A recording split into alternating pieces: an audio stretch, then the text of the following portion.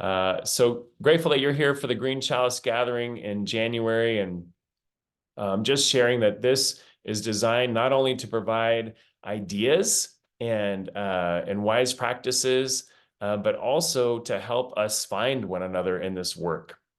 We recognize that across our denomination, there are incredible people, and they may or may not be connected to a church, may or may not be connected to a Green Chalice program or ministry, but it can be lonely work to be working on climate change and social justice and spirituality. And so we are seeking to find one another in this work.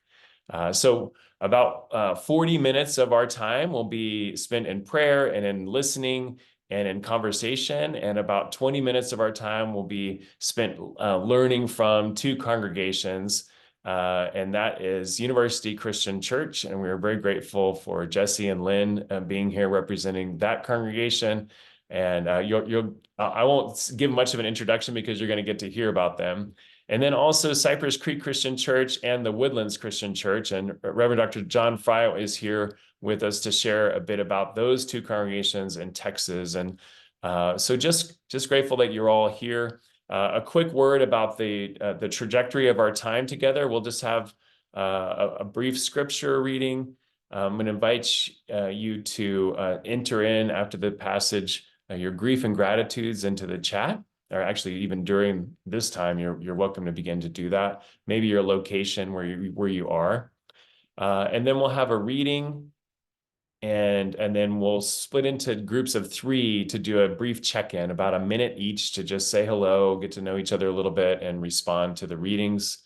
And then we'll have our time with the congregations, and then a little bit of small group time, which will be larger than the groups of 3, and then some closing words and prayer.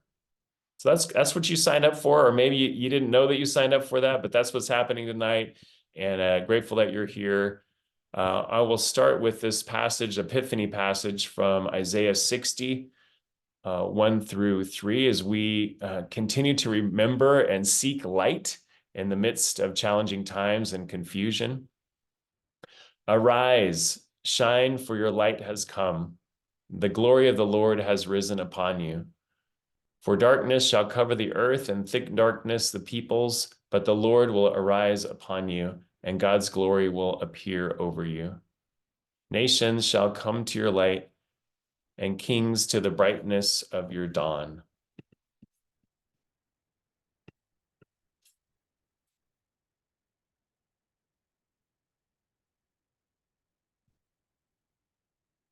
I invite you to share your a grief and gratitude as a way for you all to bring your authentic selves. That's whatever's safe for you to share, something that's near to you or something that's global. Lynn shares. I won't read the location. You can read that in the chat. But hear these words as a way of marking and honoring the sacred with us, what we bring together. Grateful for the flooding not being too severe so far after all-day rains. Grateful for the beauty of snow.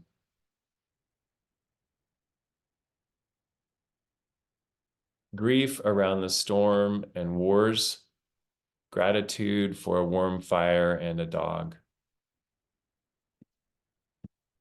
Gratitude for a church inspirer who passed away this morning,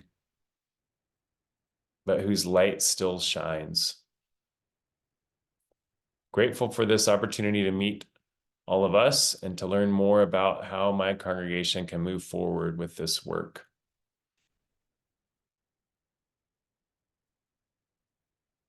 Grateful saw both a hairy and downy woodpecker together at a feeder. Grateful we received some moisture in the form of snow. This person loves winter, sledding and cross-country skiing and other activities. Grief, the shooting in Perry, Iowa. Gratitude, 10 inches of snow today. I was assuming that's gratitude. Gratitude, had a great first class of the spring semester today. Students seem very engaged and excited about the class. Grief for the ongoing conflict in Gaza and the loss of innocent lives. Gratitude for our new minister. Grateful for the sun today after last night's storm. Grief for all those impacted by severe weather. Grateful for the birth of a second grandchild, Bailey Ann Farley. Congratulations. Gratitude for the changing direction we are heading into with all the policies centering creation, and grief for the enormity of the work. Grateful for youth at church who give me inspiration.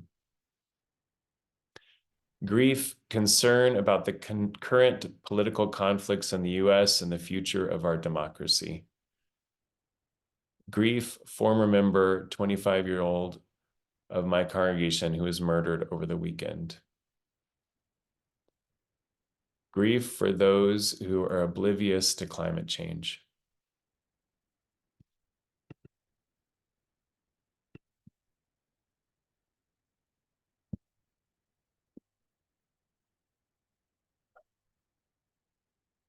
I invite you to breathe deeply.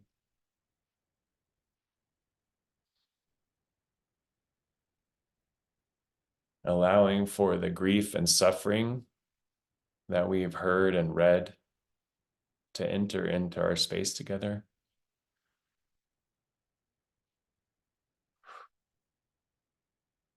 And for the deep gratitude and joy that also enters this space in our lives.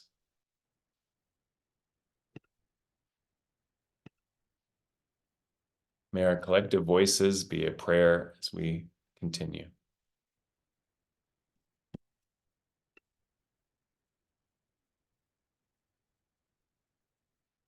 Before we break into trios, and this is a time when we'll be into groups of 3, and so just prepare your extroverted selves. If you're more of an introvert, there's going to be moments where we talk and where we don't talk. Those trio time will be an opportunity for you to talk.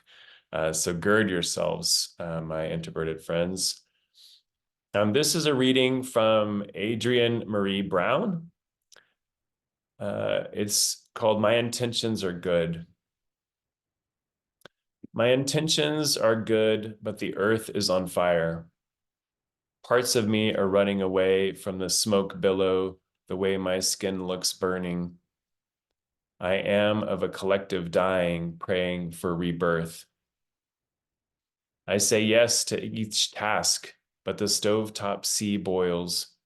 Do you hear the whales singing panic as the ocean rages into new storm? The balance tilts into chaos. All the normalcy agitates me. My pretense is broken. I set reasonable goals as the news missiles toward me, nonsensical, hyperbolic, overwhelming, forever Monday morning. Amongst a people ignoring red flags, addicted to self-destruction with a smile and a handshake. I set out valiant. Today will be a good day, but the end of human history is strewn in the road, and I tremor existential again, feeling so small, so tired. Were we ever miraculous? I get quiet. I listen for the labor of transition. Here you are. Here we are. We are not alone. We are the million doulas of awakening, spirit deep in this era of delusion. We remember that grief is love, that our calling is not production, but intervention, not performance, but deepest presence. And every birth is a ritual of precipice. So we bear down and we wail, and once more we push.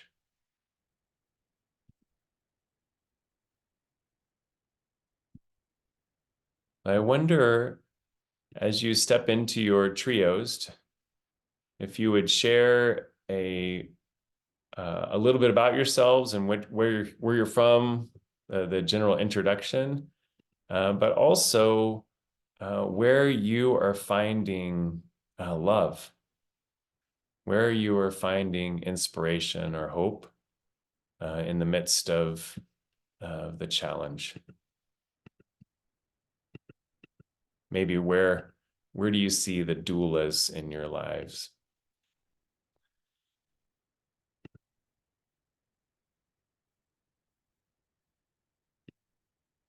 So invite you to step in. We'll just take about um, four minutes or so, and I'll just call you back. I'll give you a 1 minute warning, and everyone should have a chance to speak.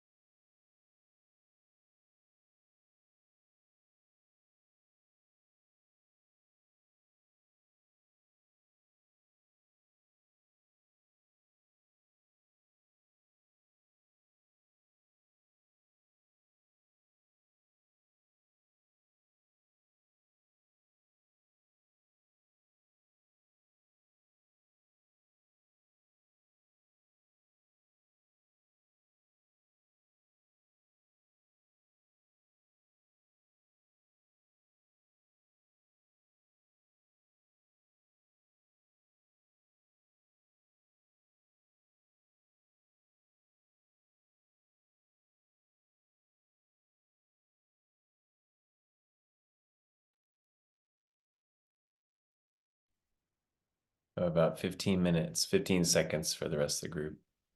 Dale and David, the AI was supposed to join your group, so sorry about that. We'll have a larger group for you next time.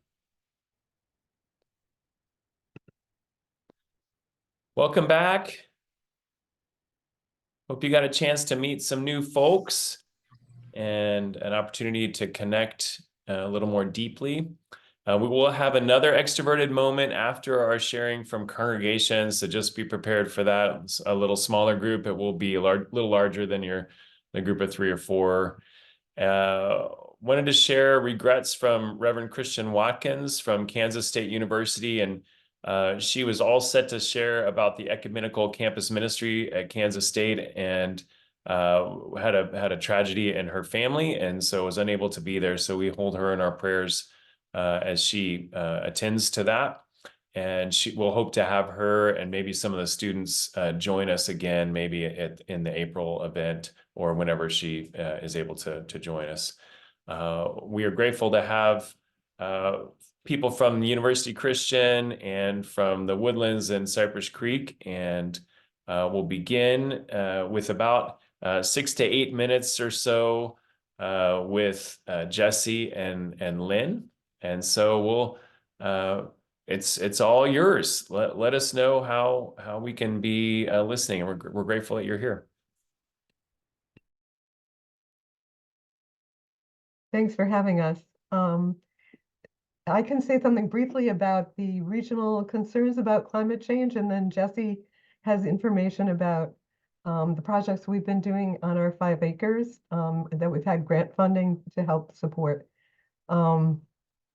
And just real quick, if you would share just like where your congregation is located, what region, like is it a city or a small town, like that sort of thing would be great, just so we can kind of visualize it with you.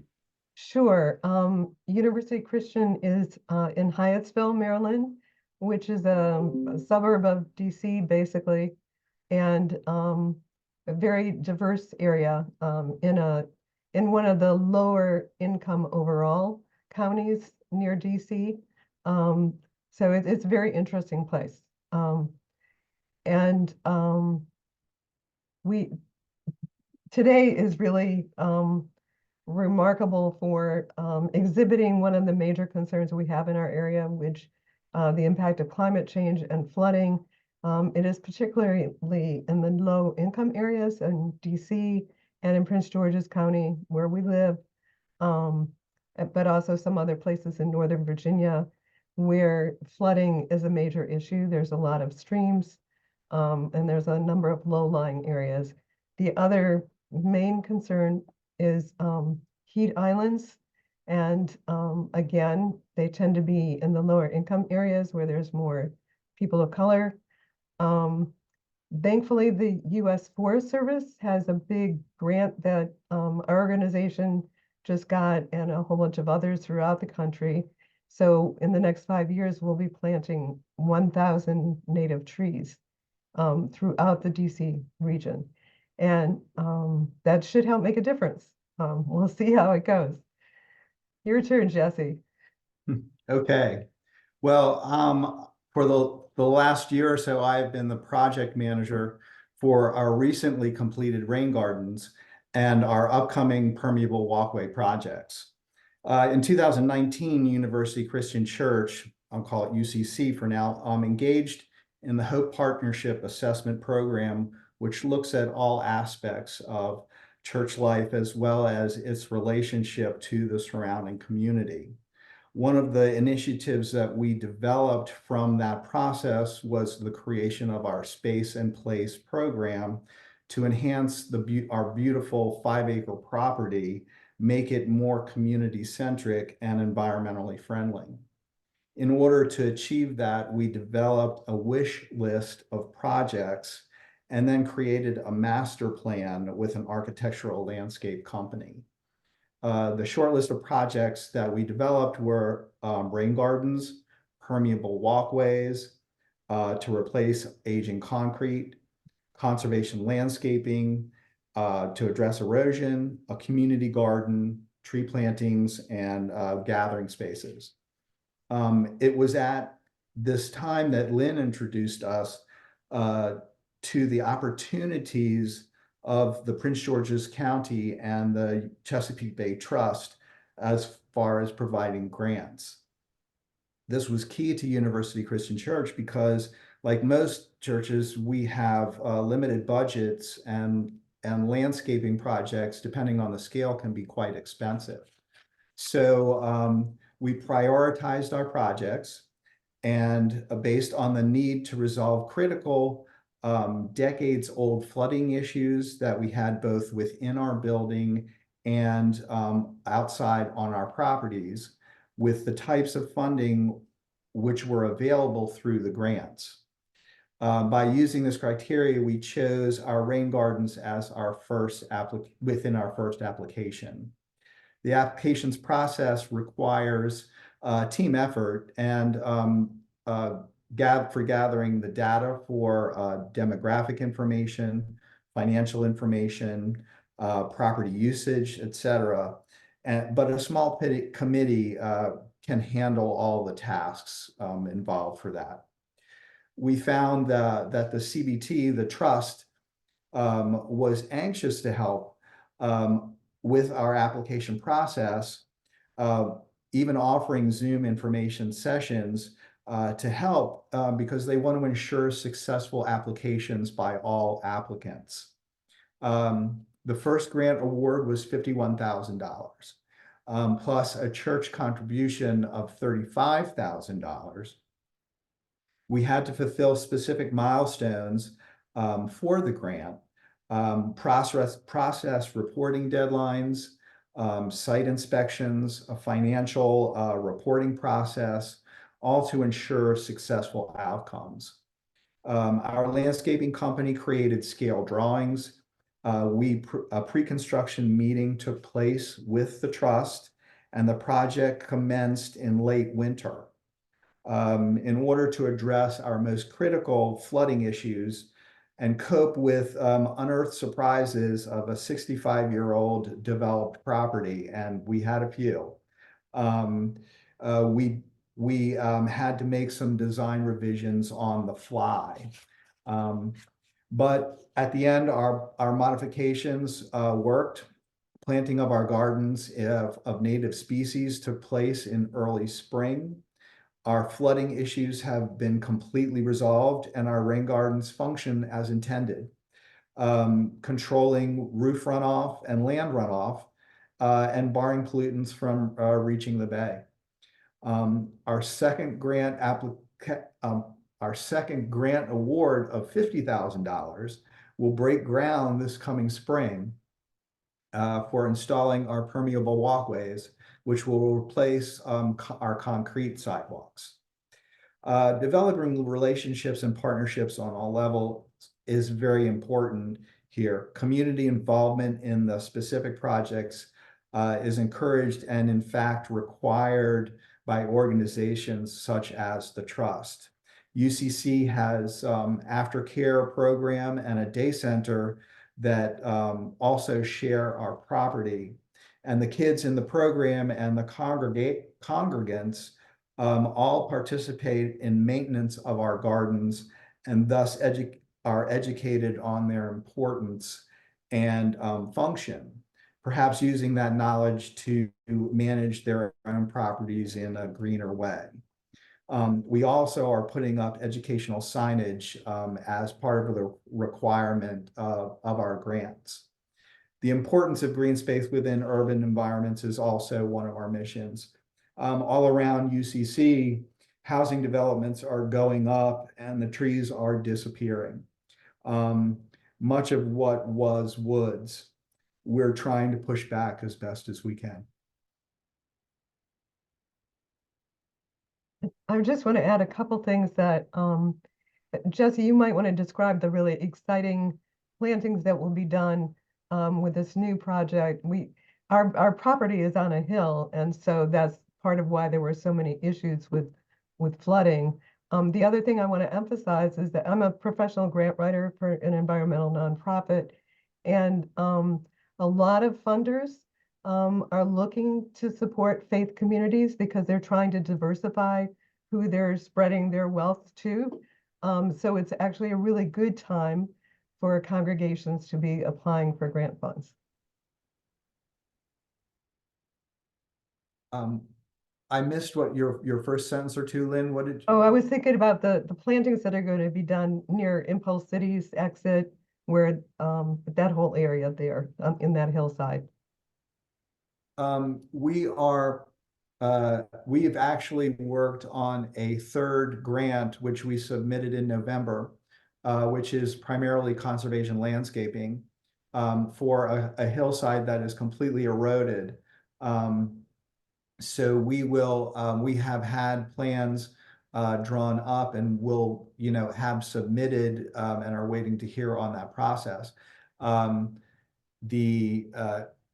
It's extensive planting, but I'm drawing a blank as to what the plants are.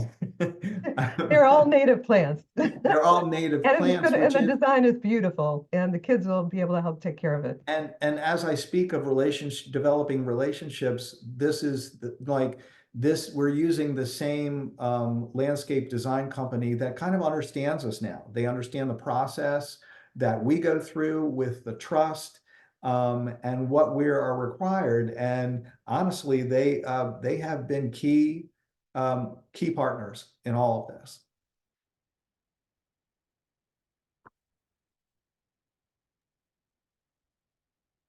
Thank you both. I wonder if you can, if everyone could just unmute if it's convenient for you, or put in the chat just a little cheer. Like I want to affirm the work, like that. All the things that you're talking about are really amazing, and we're really grateful for you all being a bastion in the midst of development, and for collaborating with your county, and just all the things that you've shared. And so I wonder if we can just do a little yeehaw or yippee or thank God for you. So just woohoo! If you just unmute, and we'll just do a little affirmation of a celebration of thank you for the work you're doing. Yay! Yay. Well done. Yes, Thank yes, you. yes. Thank you. I do appreciate it, but I do want to mention one other thing, or one or two other things, in that, having gone through the grant process twice now, the county, for this conservation landscaping as part of a new program of theirs, they sought us out.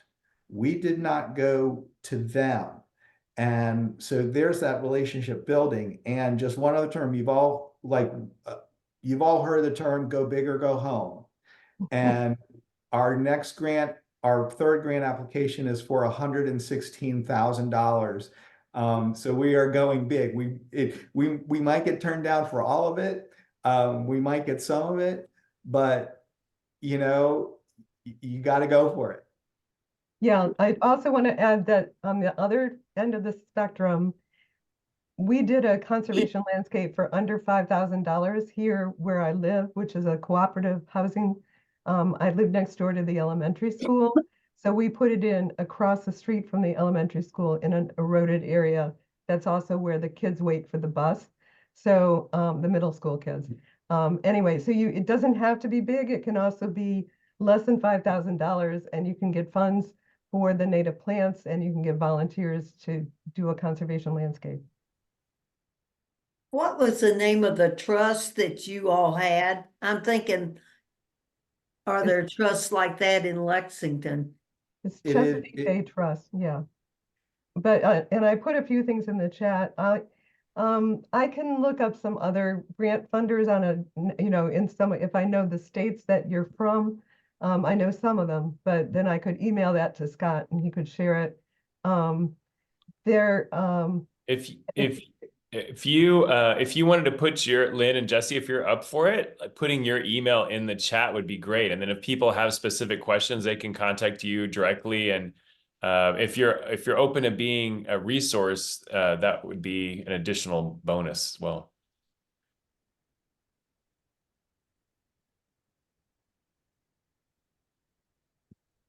So I'm sorry to cut you off, Lynn. Oh no, that's fine. Yeah, it's just it's even a conservation landscape is, in a rain garden, you're digging out an area and doing a lot of things to help with drainage and slowing down the stormwater. but even a conservation landscape it's made a huge difference. I will go in the morning and check across the street to see how it's doing, but you know, it's remarkable what it can do. Mhm. Thank you very much for all the work you're doing and for coming on to share with us a little bit about your work caring for your neighborhood and for the creatures and for your congregation. Thank you. John.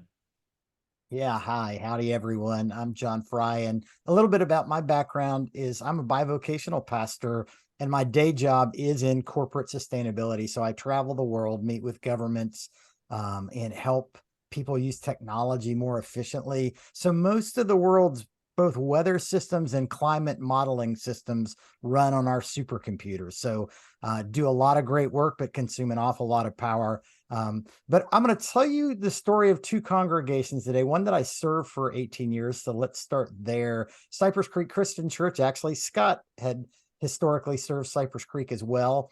It was an interesting congregation, or is an interesting congregation in North Houston, in that from its inception, they designed all their facilities to be used by the community every day. They didn't want to have vacant space. So in the average year, 300,000 people come through the congregation spaces that are not members of the congregation. In fact, for years, people didn't even realize it was a church. They thought it was the Houston Symphony's concert hall, or where they have divorce care, or where their kids have scouts or some other activity, or on Friday night, it was a place you could drop off your junior high students and they would have fun for a couple hours while mom and dad had a date. It was also, by the way, and is today, where FEMA would run disaster recovery operations and help you get the right forms in so you could get some disaster recovery. In 2015, the year before Hurricane Harvey, although the congregation had never had any water, there is a creek behind it, county facilities all around. There was a flooding event called the Tax Day Flood, where water came up to the sanctuary, one of the two sanctuary doors. And they started asking around and said, you know, we don't even have flood insurance, although we've never had a flooding event. We don't have it. So a congregant agreed to fund flooding insurance out of their own pocket for 1 year. Slightly less than a year, Hurricane Harvey hit. And let me show you what the result of that was. Can you see that picture? So that is the highest there in the front where the church sign is the highest point on the property. That's under 3 feet of water, and the water gets deeper as you head back to the right towards the creek. So Cypress Creek, depending on where you are in the sanctuary, had 3 to 6 feet of water in the sanctuary. I think you're seeing a beautiful picture of you. Up. Sorry. And your wife. Oh, yeah. So that's a great thing to see, but that's not what we intended to show you. So let's see if I can get the right screen. Tell me when you can see the picture of the saint. How about this one? Oh, Okay. So can everybody see what should look like a sanctuary, or the outside of a church building under about 3 feet of water to 6 feet of water? Great. That's what I wanted to show you. So FEMA called and said, how do we set up the flood relief? Can we use your property? And we said, well, no, the property is actually under 3 to 6 feet of water. We had a great picture of the senior pastor in there with a bucket chasing fish out of some of the low-lying areas. And to appreciate the issue, yes, that is a picture of my wife, by the way. This is what the sanctuary looks like on the inside. It was an 800-person sanctuary. You can see about 3 feet from the ground of the sanctuary, and it sloped kind of down to those front steps. And then you have another 4 feet or so of choir loft. Just as a matter of course, the water was up to the second step in the choir loft. There was a grand piano on that stage at the time, and the water was completely up to the keys. For example, many of the anything that was not nailed down, including pulpits and stuff, floated out into the middle of the sanctuary. So I tell you this story to say, one, preparation is key, insurance is key, but Cypress Creek learned a couple of lessons, including flood insurance actually doesn't pay for the insured value. They look at all the losses in the area, the total pot of money that FEMA has, and then as a proportion of your loss, that's what you get paid. So no, you don't get full recovery out of that. Now that facility, by the way, has a floating structure across all of its entrance doors that as floodwater comes in, they float and lock into place in an upright area to stop the floodwater up to about 3 feet tall. The stage doors, which are right where that picture I showed you underwater with the church sign are, those are now waterproof doors. The more water pressure against them, the tighter they seal. So that's the experience of Cypress Creek. I will say Cypress Creek was in the process of starting their Green Chalice work at the time, and we're thinking about community gardens and things. This completely reset their priorities, as it rightly should. And now that we know that that's happened twice in 2 years, chances are it's going to happen again. And that's why FEMA said, look, not only do we need you to put these modifications in place for us to help you restore the congregation, but we also need it because we need a place to have a FEMA relief center in the area if and when this happens again.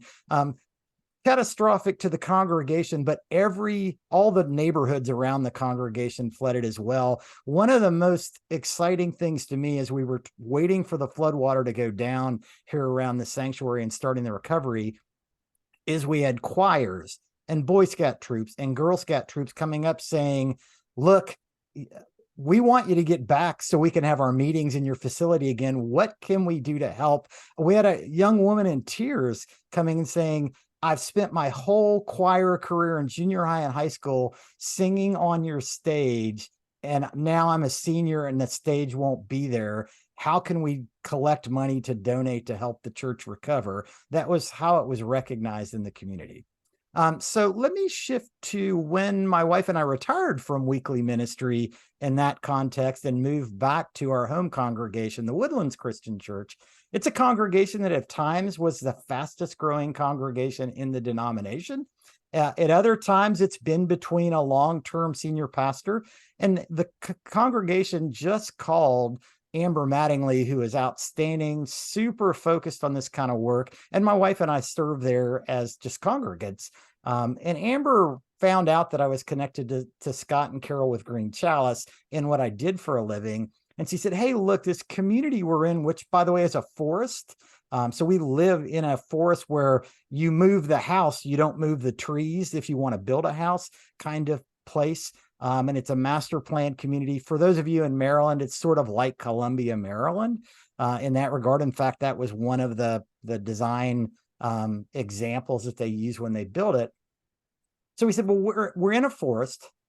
It's celebrating its 50th year as a community. We have this One Home, One Future initiative kicking off along with Green Chalice. So how do we turn 2024 into a year-long effort with the congregation focused on creation care and social justice and things? And Amber actually came up with this terminology, holy hospitality. How do we demonstrate and educate the congregation on holy hospitality and go serve this community that is really environmentally focused with holy hospitality as well? So Amber kicked that off Sunday with a message on visioning. I'll follow up this coming Sunday, and I'm going to talk about some of the climate research that I've done through my work career around the world, particularly focused on trees as the lungs of the earth. And because we live in a forest, it's something the congregation can really wrap their brain around, and then really try to take, because we often forget the social justice piece of all of this, to really connect the environmental action with why are we taking environmental action, because marginalized populations get impacted first, and make both the Jesus follower connection there, or the kingdom in my language connection for them, but also help them think about the broader implications of being a good neighbor and demonstrating holy hospitality. So really excited to see how the Woodlands Christian Church community is coming together and going outside the walls of their congregation. One of the things we're doing, for example, for Earth Week, is actually partnering with a sister congregation 2 doors down from us. And we're actually going to do a community environmental event with composting, because we do have a certified gardener in the congregation. So we're going to talk about composting and all the way composting supports biodiversity and those sorts of things, and demonstrate some ecumenical action together as part of that. So Scott, with that, I'll stop unless somebody has a question. Thank you. Two amazing stories. I mean, multiple stories, but two congregations. Can we give, well, I mean, I guess if you have a brief question or follow-up, I'm going to leave just a little space for that. I have a brief question for John. Are you in Virginia? What state are you in? So we're northern Houston, so Texas. Oh, Texas, way off base. Okay, thank you. And John, if you're up for leaving your email address or some sort of way to contact you in case people have conversations or questions for you, that would be great. If not, that's okay too. We'll they can find you through me, or we can just share other information. Would you all unmute and or put in the chat a celebration for Cypress Creek and John and the Woodlands and the efforts that they're putting forth in North Houston, Texas? Woohoo! Thank you, thank you. Yeehaw. Yeehaw! That's a perfect example. I wonder if we can do a photo. We're gonna break into small groups. Would love for us to know that a picture is coming. So I'm gonna put the small group reflections in the chat for later. That way I can then make my screen bigger, and I'm going to take a photo, and I'll tell you when to not sneeze, or let's see if I can. Oh, yes. All right, I think I got it. All right, everyone smile and look amazing. 1, 2, 3. Got it. All right. Great. I'm gonna put y'all into breakout rooms. We'll just have about 8 minutes or so to share, and then we'll come out and have some announcements and a closing benediction. Thanks.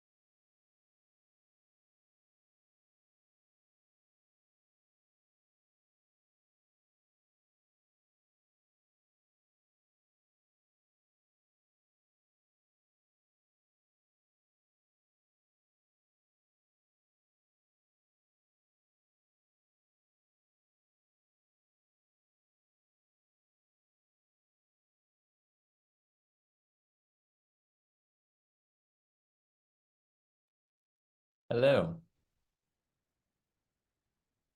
Like your tree.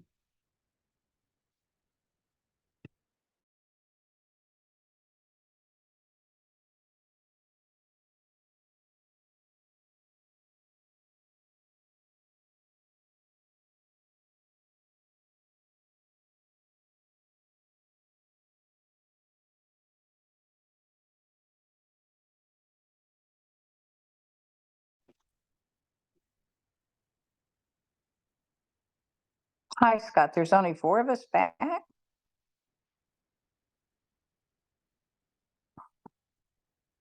Mail popcorn in at 60 seconds. Welcome It's back. always so drastic, even when we know it's about to happen, you know? Yes. It's like a little joyful popcorn experience. Welcome back. Hopefully you had a little bit of time to connect with one another, and wanted to share just some announcements, some general announcements about what's happening for Green Chalice, and then we'll have our closing benediction time. I'm putting in the chat, if you don't know, greenchalice.org is a great place to find resources and to hear about what's upcoming. Carol, you want to share a little bit about a couple of the initiatives that are happening early in 2024? Yes, I'm putting in the chat. Green Chalice is partnering with Blessed Tomorrow to take part in the National Faith and Climate Forum. This is going to be a nationally streamed event to local sites around the US, a lot of congregations and like one seminary and one PCUSA's Louisville office is hosting. So lots of sites around the US that are going to do this streamed event. And we'd love for you all to join us. And if your congregation wants to be a host site to others in your community, that would be amazing. And then the other thing is, just if you haven't already, if your congregation hasn't become part of the One Home, One Future campaign, I encourage you to check it out and consider joining. There's no downside to it. It just helps you hold hands with people, all people of faith across the US and even broader than that. And you get a free banner and kit, and then just get connected with outside of just Disciples World, and would love for you all to be a part. Thanks, Scott. So the part of this is the Green Chalice Ministry and Certification Program of Green Chalice is within the Christian Church Disciples of Christ. And that's really our main focus with congregations, with church camps and seminaries and universities, that sort of thing. One Home, One Future is a way to connect faith communities across denomination and faith that would allow for some visibility in your town. So there could be Presbyterians that are part of this campaign. So we are hoping that you will still remain part of the Green Chalice family and continue to do the work that you're doing. And this is a way for you to signal to your community that you do care deeply about climate change and about your neighbors. I wanted to just share a few other things generally. There is a climate ambassador training that Blessed Tomorrow has helped create, that Green Chalice has helped develop. And those are available on demand, and they're free. It's like a 4-hour training, and we have clergy specific and disciple specific trainings on the Blessed Tomorrow site. Carol, if you have a chance to put that in the chat, that'd be awesome. We have over 60 disciples that are trained to give presentations around climate change and faith and justice work. And so if you're willing to take that training, or if you'd like for someone to come out to your church, let us know and we'll find them for you. And then also just know that we'll be doing some clergy trainings and just some retreats in 2024 and engaging in this good work. So we're really grateful for who you all are and the work that you're doing in your communities. And we also recognize that voting for politicians, this is an election year, and wish it wasn't, but it is. And the reality is, voting is going to make a huge difference in how our climate and how our creation care is manifest. And so I invite you to learn a little bit about your candidates and how they might vote and how they might encourage creation care from the local, state, and national levels. The last thing I would invite us to do as a way of benediction or good word as we end our time is to either unmute or put in the chat one word that you are taking with you. What is something that's resonated with you that you will carry forth? We brought in our grief and our gratitude, and I invite you to think a little bit and share with us what you may be taking from this time.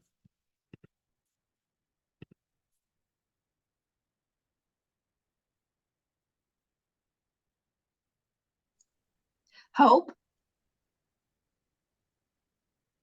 Hope. Holy hospitality. Gathered spaces. Beautiful green chalice faces and spirits.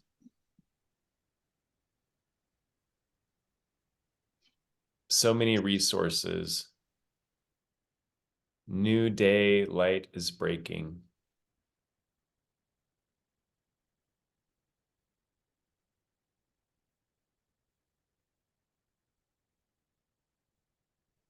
Trees are the lungs of the forest planet.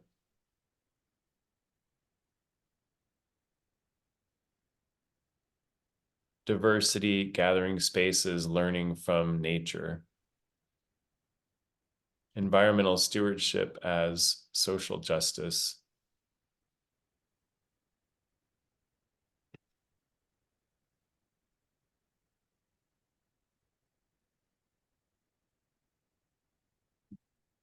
I'm taking with me inspiration and gratitude. We will have another one of these particular gatherings with different congregations. You're welcome to come back. It's really about us finding each other. And that will be in April. And so I invite you to come back in April, and we'll get the word out again. Blessings. Invite you to unmute if you'd like to and just say goodbye. And we will see you next time. Thanks for being here. Thank you Bye. all. Thank you, Thanks all. everybody. So awesome. Bye, everybody. Bye, y'all. Goodbye. Bye. Shalom. Shalom. So good to see you all. Blessings, blessings.